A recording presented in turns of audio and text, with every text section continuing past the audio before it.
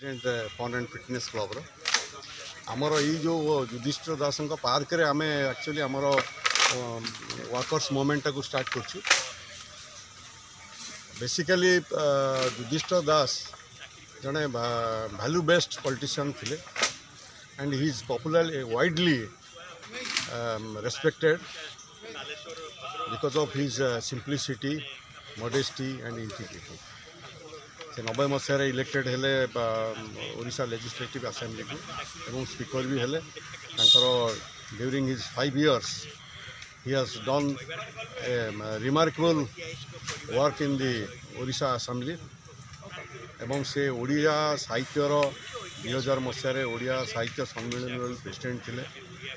लोकदल जो चरण सिंह अमल होता से भी से स्टेट रो प्रेसिडेंट थे और ओडिया प्रति गभीर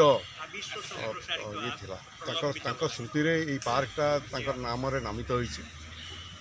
किंतु प्रॉब्लम बर्तमान बहुत होची जेहेतु जड़े माने ये लोकंकर माने डेडिकेटेड पॉलिटिशियन डेडिकेटेड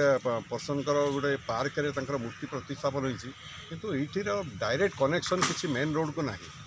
यही पार्क रो जदि एड्रेस बता जाए ताहले लोक कन्फ्यूज होउछन जे पार्कटा कोठी तेणु यहीटा को टिके जो सब गण्यमान्य व्यक्ति आसते दृष्टि गोचर करने कहूँ जे से ये करूँ थैंक यू।